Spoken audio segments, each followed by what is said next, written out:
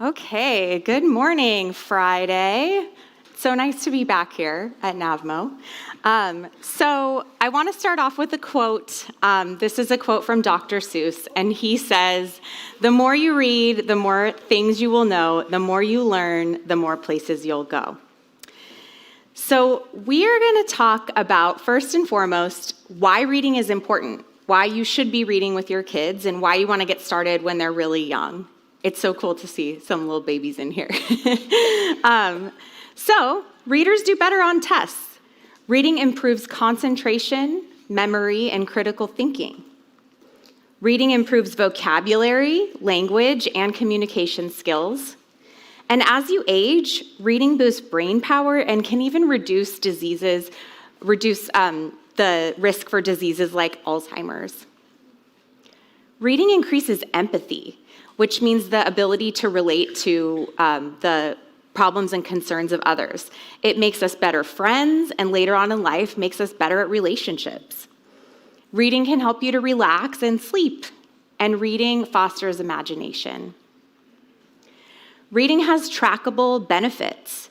If you think about academic success, the job ladder, the income ladder, the higher you go, the more you need to read. Think about how much a doctor or a lawyer needs to read in their role.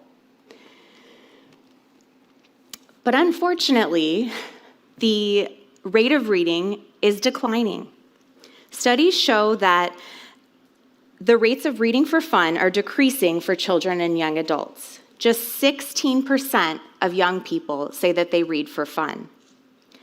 Albert Mohler, president of Southern Baptist Theological Seminary, recently commented on the decline of reading by politicians and even authors or pastors. He noted that political speeches no longer reference literature and said that we may be in a post-literature age. People with really important jobs who we want to be reading a lot are reading less than they have in the past. Millions of Americans do not read a single book a year, or worse, have never read a book. And one person said that as little as 1 in 4 children are being read to by their parents. As a society, we are becoming functionally illiterate. Part of that reason is that children are not being read to. So I want to challenge you guys, and I'm going to give you some ways to do that, but we want to keep in mind the benefits of reading that we started off with. We want to teach our kids to be good stewards of the expansive minds that God gave them, and read on. So I'm actually going to start off with a book. So this is a book about a little boy who would rather watch TV than read a book. And I think it really illustrates how it's important to get kids engaged with reading to help them to love to read. So my parents actually got this for my oldest when he was probably in kindergarten or first grade. And this is called I Hate to Read.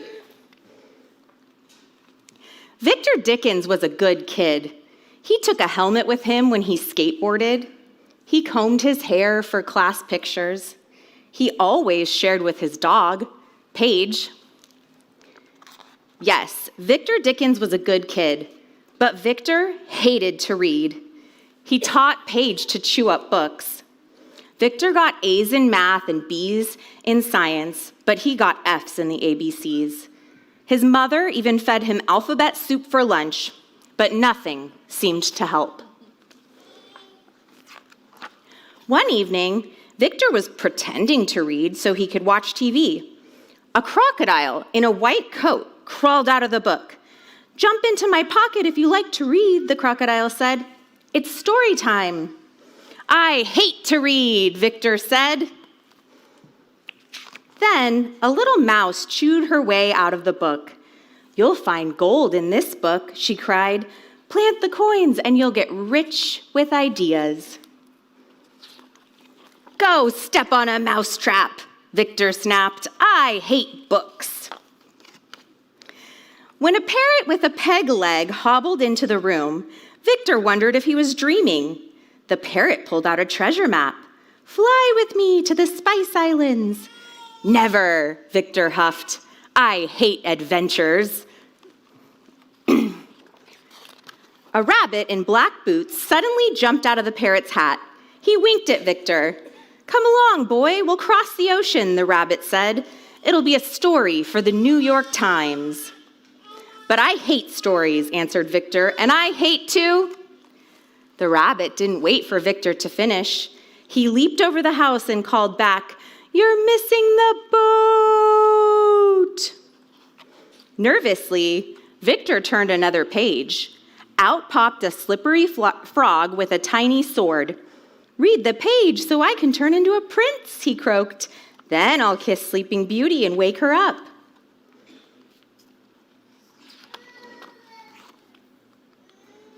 Victor turned the page. The beauty looked like Natalie Nickerson, and Natalie had just invited him to her birthday party. How embarrassing! Victor slammed the book shut. It was almost dark when a strange bird appeared at the window with a glowworm in her beak. It's fun to read Victor Dickens, she whispered, especially when you're not supposed to. By now, Victor was missing his favorite TV show, but the strange thing was that Victor didn't mind. He closed his eyes and imagined Paige as a book-eating monster. Then he imagined his teacher with a black hat. She was throwing books into a boiling pot.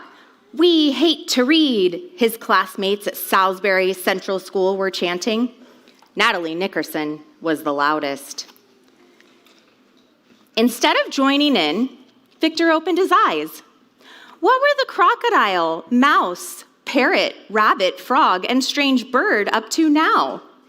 Victor picked up the book. We hate to read, we hate to read. The chant continued, but Victor opened the book to look for his new friends. As he read each page, he just hated to come to the end. Okay. So going off of that story about Victor Dickens and how he started to read books and then he didn't even want to put them down, we're going to talk about how to establish good habits with our kids as far as reading goes.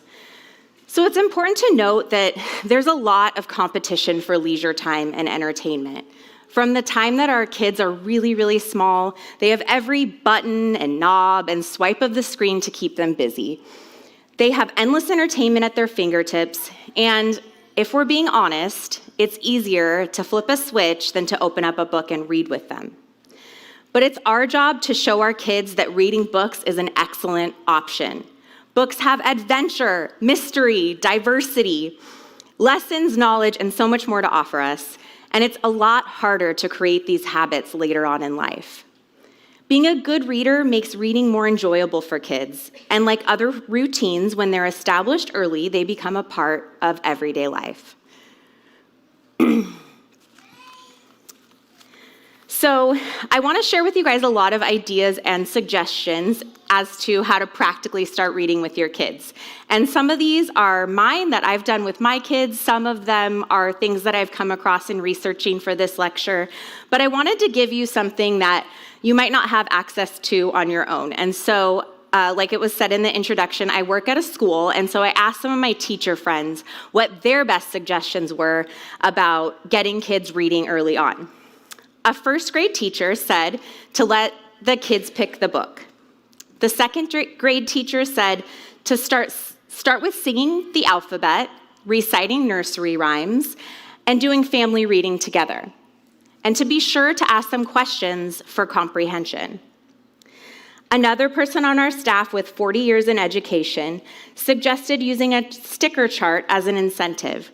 And when kids are really little, the incentive or the reward can be just for sitting still and listening. Another teacher at our school for the younger elementary kids suggested getting them interested in a series, getting them interested in something where they can follow a character that they're familiar with, and it'll keep them engaged.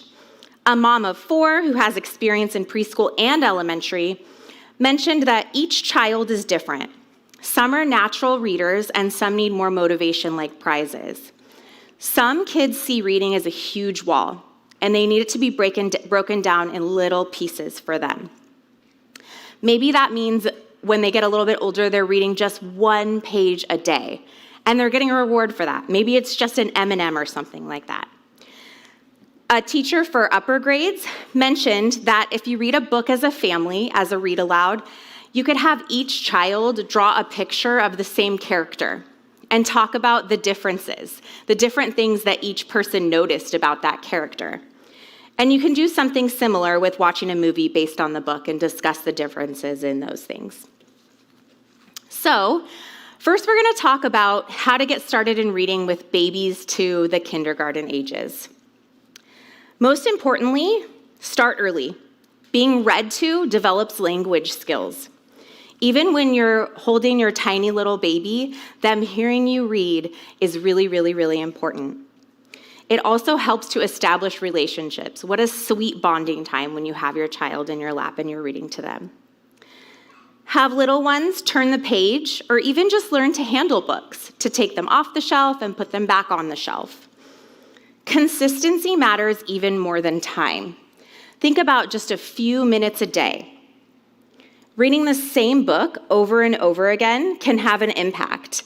I brought, there's a Sesame Street book called The Monster at the End of the Book, and this is one that I read with my kids over and over and over and over again when they were little, and they knew what was going to happen. It's kind of a surprise at the end, but the patterns that they notice and the tone and the voices and all that was really impactful.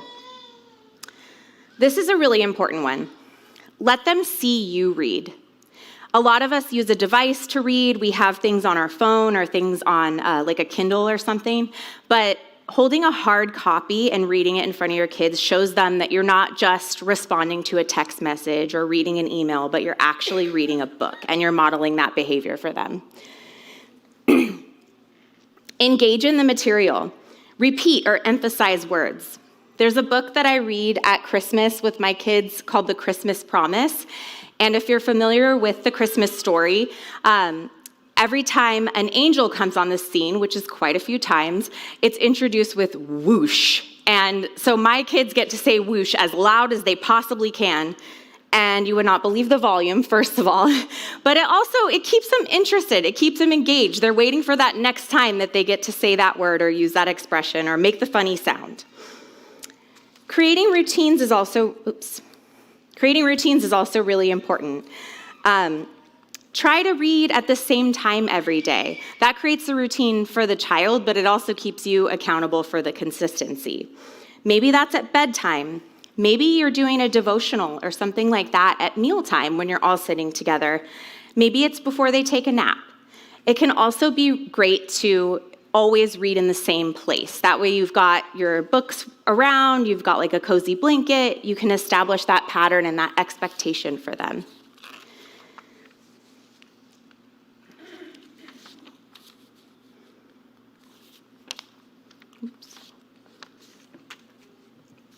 Use this time as special quality time. My youngest son is 6 years old now, and he doesn't quite fit in my lap anymore. But I can tell you that those memories of having my kids in my lap and reading a book to them are so, so, so special. But as they get bigger, maybe you're squeezing in their bed with them before they go to sleep and reading them a book. If time allows and you have more than one child, it can be really nice to read separately with each one, to have a certain book that you choose that you're reading with your older kid, your middle kid, your younger kid. And we've definitely had seasons where that's possible and seasons where that's not possible. So give yourself a little bit of grace too. Okay, you guys are gonna laugh at this. Find books that your kids are already interested in. Sports, animals, places, machines, cars. The list is endless. But when my oldest one was, again, starting to read, we were at the San Diego Zoo and we picked this book up. Can you guys see this? So it's called Farts in the Wild, and it's a little bit It's a little bit better than it sounds. It actually talks about what different animals eat and why they all are a little different. But my 3 boys really, really, really enjoyed this book. So much that my now kindergartner took this to school and told his teacher that it was his favorite book when he was King of the Week and she got to read something out loud. So it's okay to have fun with books. It's okay to kind of follow that lead. And if they see something that is funny and you're like, ew, gross, but you know.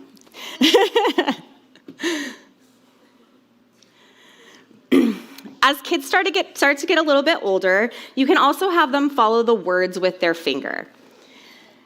Another suggestion is to change the posture of reading aloud as your kids start to get older. So when they move on from picture books to chapter books, they're going to have to start using their imagination more. The pictures aren't going to be there for them. So to start to introduce that when they're a little bit younger, you can hold up the book like this, read the page, and then turn it around and show them the picture. And what you're doing is teaching them to be patient.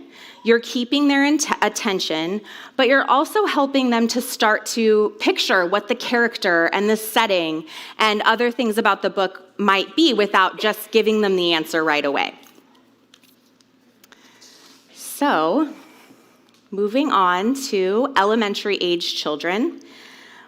A general suggestion is that they should be reading 15 to 30 minutes a day. And that could be some combination between you reading aloud to them and them reading on their own.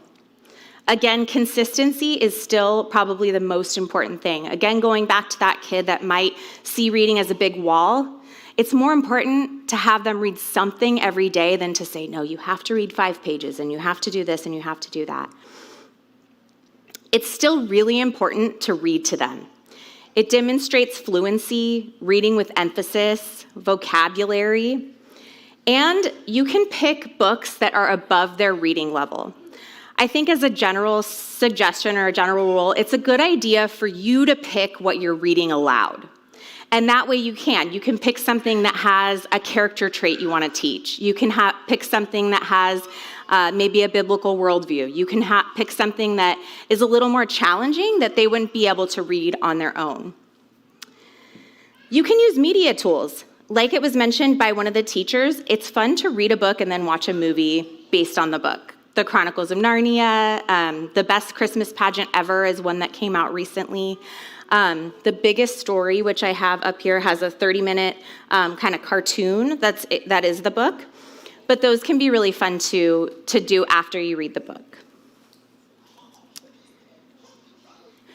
I would say as your kids start to get older, let them choose the books that they're going to read on their own. There's so many graphic novels available, series that they might get interested in, and then also they might pick something that isn't quite as advanced as their own reading level, but reading through those books quickly might help them to build their confidence in reading and make it, again, enjoyable for them. But you should talk about what they read. Again, asking those comprehension questions as they're reading through things. Make sure the books are easy to access, that you have comfortable reading environments at your home, and that you do allow for that quiet time. It's great to go to the library together. The library, I don't think, has a limit on how many books you can check out, so you can go to the library and fill a bag so that they've got lots of things to choose from, making those things really accessible. You can also go to the bookstore and make it an outing, or even better, an incentive. I forgot to mention, there are a lot of incentives available for reading. I was just at the public library this weekend, and the Anaheim Ducks are doing something where if you read a certain amount of minutes, then you can get like duck sunglasses or something like that. And I know that there's lots of programs. In-N-Out does one, Panda Express does one. I've done a lot of those things through the school, but you can access those on your own as well. And then another suggestion, and this is one of my favorites at this point in time as my kids start to get a little bit older, is family reading time.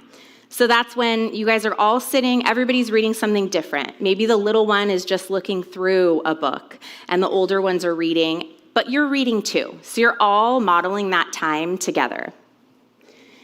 So, as I said, I wanted to give you guys access to something that you might not have on your own. So I also pulled some of the kids at our school and asked them what they like about reading. And this is what they said.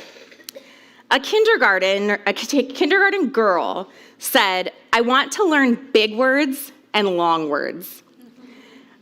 A first grade boy said, "I just like to read a lot of books."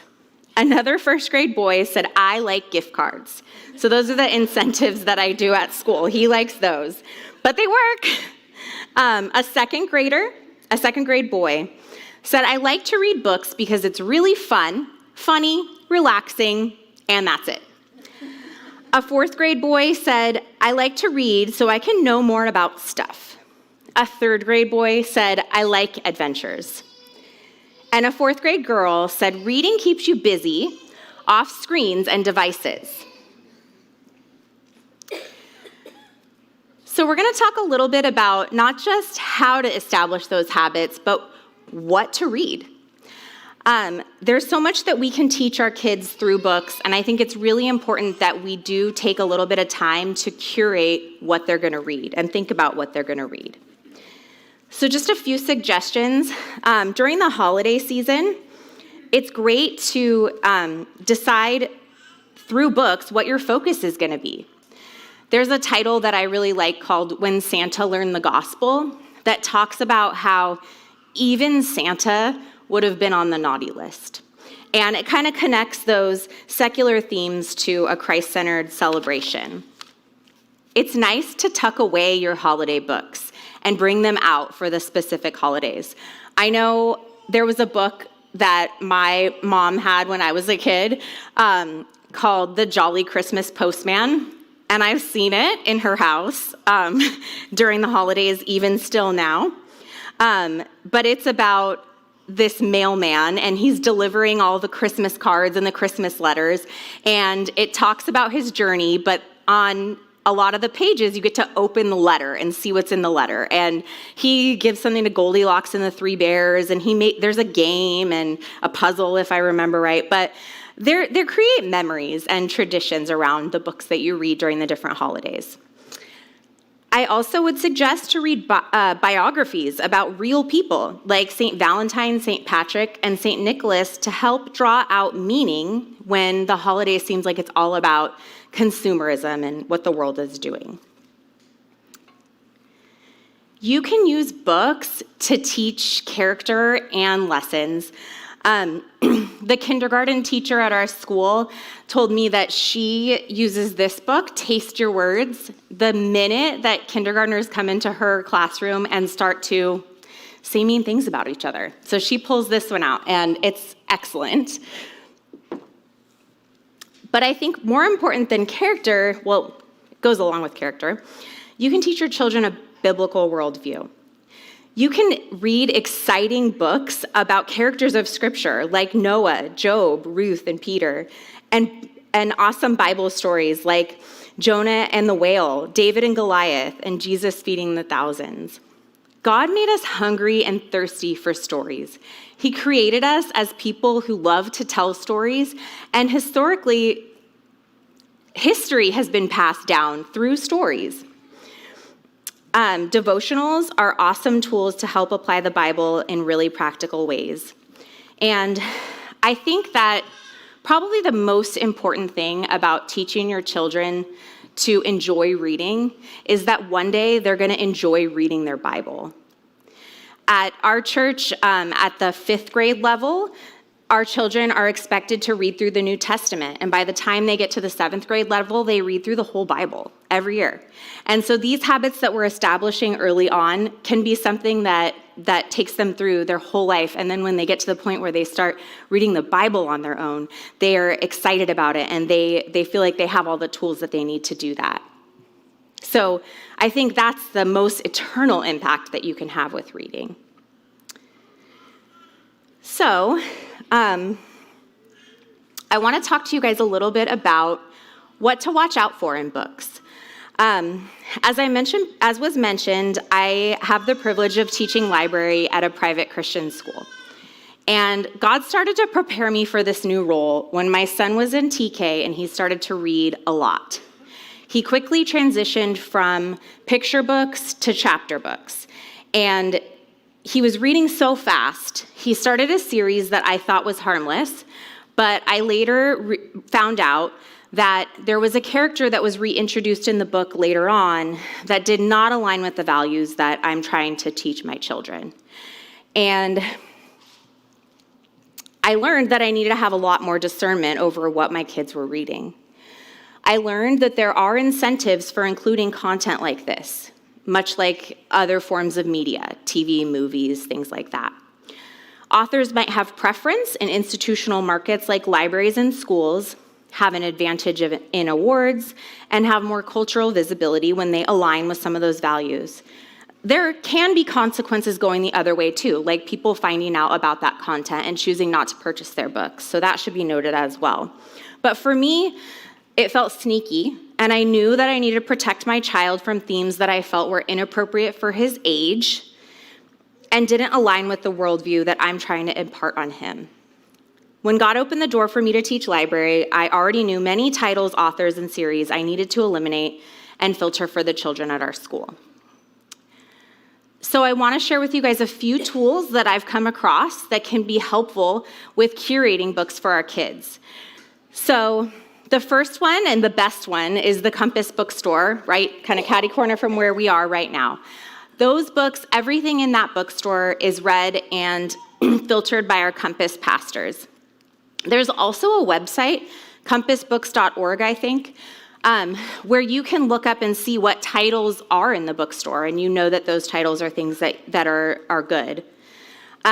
There's another resource. Our school uses this book fair, and it's kind of a solution to scholastic book fairs that have had some content issues in recent years. But we use this at school, and every single title is filtered by age appropriateness, inappropriate themes, language, and God-honoring content. So that's when, if I'm not sure about a title, I'll plug it in on that website and see, does I-55 carry this book? And if it doesn't, I might proceed with caution. There's a blogger that I really like. Her Instagram handle is Good Book Mom. She has a website and a subscription service, but she also gives away a lot of content for free. She has a book order form where she sends out book suggestions kind of quarterly, but she also posts a lot of things on Instagram, and I've gotten some great title recommendations from her, and I just find that she's got really good discernment and judgment over what books she chooses to recommend. The next two, I just want to preface by saying that these are Facebook groups. It's the World Wide Web. Anybody can post anything. So I think you have to proceed with a little bit of caution with those. But one thing that I really like about them is a lot of times if there's a problem with a book, someone will take a photo. And so you have not only a picture of why we're going to proceed with caution, but also like a page number. So you really feel like you have a foot to stand on and know exactly why you might not be choosing that book. And I also have my email address here. If you have a question about a book or anything like that, I am more than happy to try to come alongside you and help you find the answer. I also have provided a book recommendation list for you guys, and there's a lot of different categories. There are fun reads, and I brought a lot of the ones that are on here for you guys to check out if you want. There's also books about character, books about creating a biblical worldview for your children. There's holiday books, and then some recommendations for your older kids. So hopefully that gives you a place to start, and a lot of these books are available in our Compass bookstore. I think most of the ones on this side are for sure. So that is all I have for you. I hope that I've given you all some motivation and encouragement to read to your kids and really purpose knowing how important it is. Thank you.